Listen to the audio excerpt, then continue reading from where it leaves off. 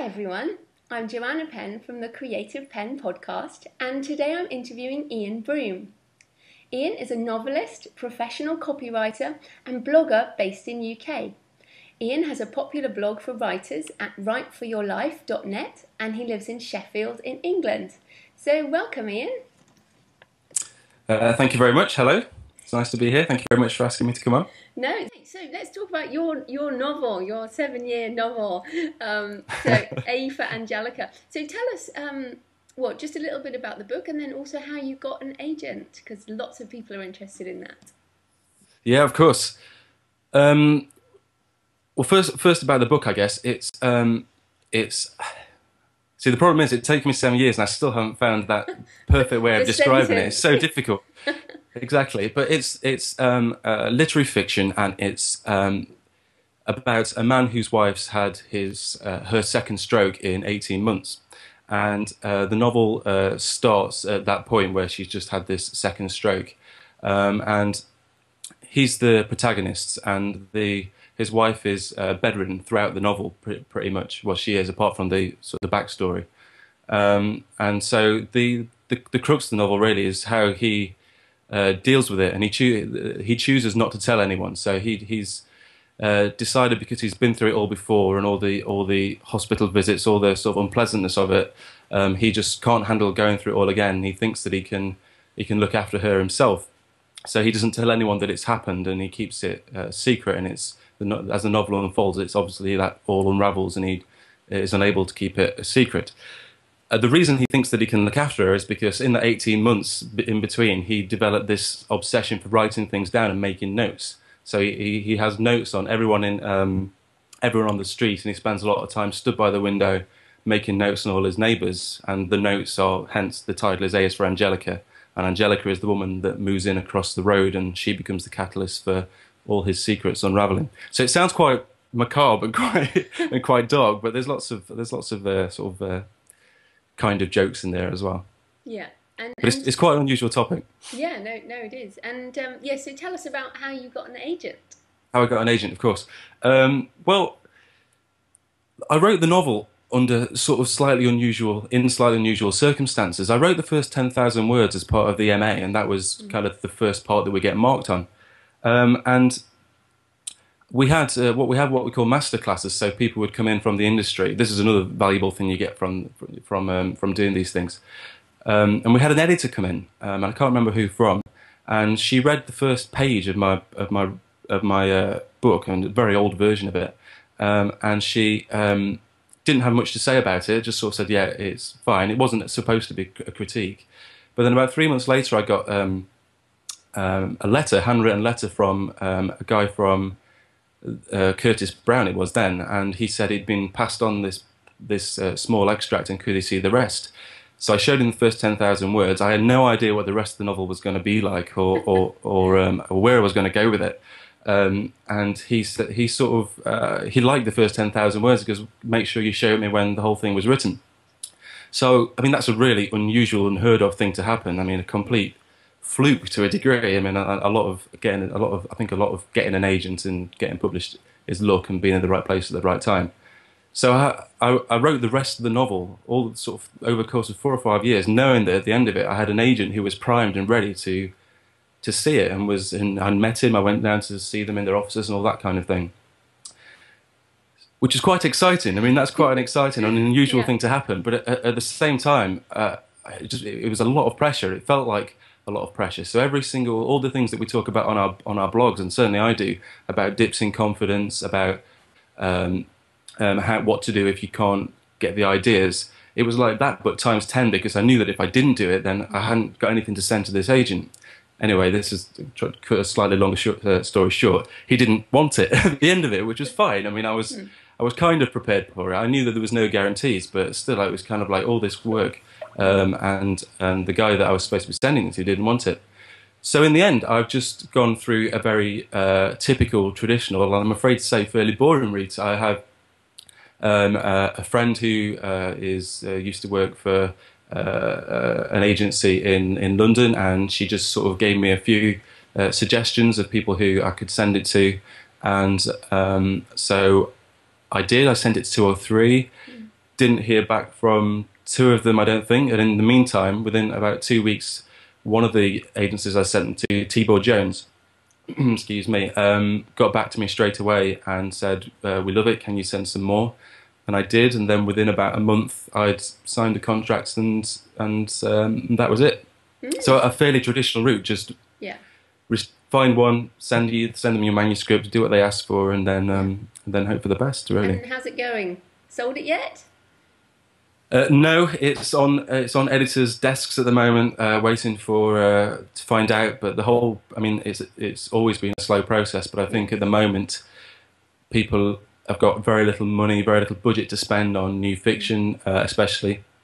I guess to a degree, especially new literary fiction. If it's slightly not off the wall, but a slightly unusual fiction, they need to know that they can sell it at this day and age. And I think that things take longer. Everything seems to be a bit more of a wait than it was anyway. But as long as you go into that knowing that it is going to be a wait, then it's kind of all right. You just get on with doing whatever you need to be doing in the meantime. I think that's a good point, because you clearly have a lot of patience, and I'm just marveling at your story, because I am so impatient. I'm just like, right, what will I have done by this time next year? The next novel's got to be done and out. I just can't wait. So it's great to hear you say that, because for people listening, having your kind of patience is really important, I think, for that traditional route. Yeah, I mean, it doesn't happen quickly. There's nothing. I mean, I genuinely think that self-publishing is, if it hasn't lost, it's definitely losing the stigma that it's had for years. I mean, there's lots of legitimate ways of publishing your work, exactly as you are doing, as I think you said on your blog about it's partly to gain an audience and then try and get through the traditional route later, perhaps.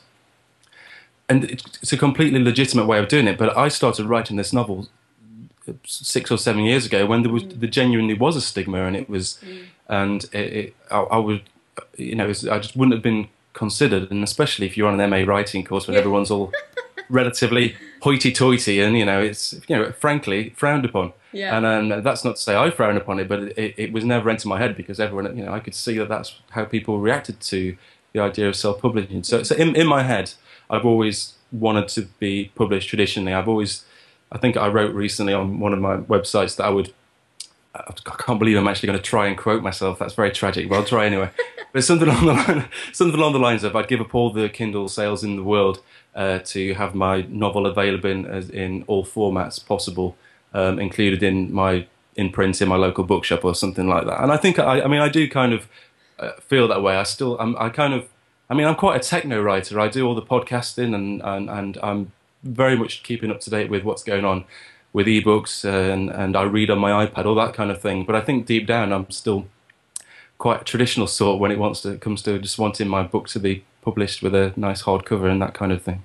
I just hear you say that about the Kindle, and you have heard of Amanda Hocking, have you? Who sold 100,000 books on the Kindle 1 month. I know there are more and more stories like that. It'll happen more and more often. She's about 23 or something. And that has upset me. I was fine until you said that. It's like, that's just you not go, fair. girl. Fantastic. Anyway, we're going to move on. Everyone knows what I think about self-publishing. So let's talk about your copywriting job, because that interests me as well. Because one of the things that I see on so many blogs, and I'm not saying I'm a great blogger, but it just happens that you and I have blogs that are, semi-successful and, getting traffic and things. And I have been trying to learn copywriting from sites like Copyblogger and from information that I learn. You're a professional copywriter. What are some of the copywriting tips that you can talk about for people to help them with their blogs? It's an entirely different type of writing than novel writing, isn't it? It is an entirely different type of writing in theory, but my copywriting changed the way I write fiction completely. I think looking back on the short stories that I'd written just before I started working, and these are short stories written whilst on the MA. I mean, I'd had lots of experience and teaching to a degree by then. But when I started my first job, one of the things that they'd asked for on the application form was the ability to edit and write in plain English. And I didn't really know what plain English meant at that stage. But as part of my interview, I was given a 100-word piece of writing, just a standard piece of advertising type thing. And I had to cut it down to 50 words, so halve it without losing the meaning. And I did, and I got the job, and I spent the next 3.5 years doing pretty much the same thing.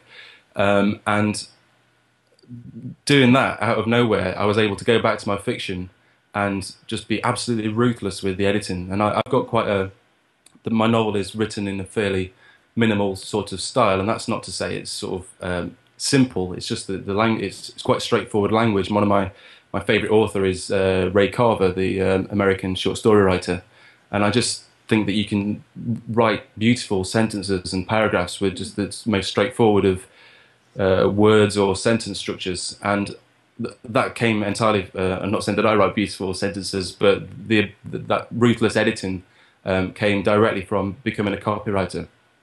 As for tips, I mean, I one of the things I do is keep we all do at work, because I'm part of a team of copywriters, is create a standard words document. So it's a case of making sure that you track everything. So if it's in blogging, for instance, to make sure that all your titles are written in the same way, so that you keep everything consistent. And we do this for each client. So if we have a client called, I don't know, I can't think of a client, Terry's Washing Machines, then if Terry's Washing Machines has to be written in capitals all the time, then we write that in a separate document. Now, you might think that doesn't really transfer to fiction or to blogging, but if you think about the way that you write your titles, if you want your blog to look great and to be consistent and to strengthen your brand, I guess, then it's good to keep a separate document with a list of the way that you do different things, the way that you phrase certain things. So that's one thing I do, and I did it for characters and character names and that kind of thing for my novel. But other than that, there isn't anything. It's just a case of doing it. I mean, I kind of got thrown in the deep end when I started my job at the workshop, which is where I work now for a design company. I was all of a sudden working with these big clients all the time, and of course, before that, I'd just been doing this editing and this writing things in plain English, which was a fantastic experience. But it was I wasn't used to dealing with clients, and I don't know, having to be rigorously sort of tested all the time. You know, nothing can be wrong. People are paying an awful lot of money for your sort of skills, so that takes a bit of getting used to. So I don't really know. It's the editing thing. That's the main thing. So where can people find you online? Okay, so the blog that we've talked about most in this interview has been Write for Your Life, which is you can find at writeforyourlife.net, and it features videos, as we've talked about, of me yakking on. And then we have articles, which mainly I write. We have a few guest posts too, and I do a podcast every fortnight as well with one of my fellow colleagues from work, talk about copywriting and fiction as well. She's a poet. So that's the main bit. But then if you want to find out more about me, then there's broomstick.net, which is a ridiculous name, I know. So that's broomstick, as in broom with an E on the end and S. Oh God, how do you spell shtick? S-T. Just put a link on. This is why it's a stupid name. And I post links almost every day to other great articles and then I add a little commentary on the end. So they're the two places, really. And on Twitter? And on Twitter, of course, it's just my name, Iain Broome, which is another unusual spelling, so they'll have to look for the link of that as well. No, that's great. Well, thanks ever so much for your time, Iain. No problem. Thank you for having me.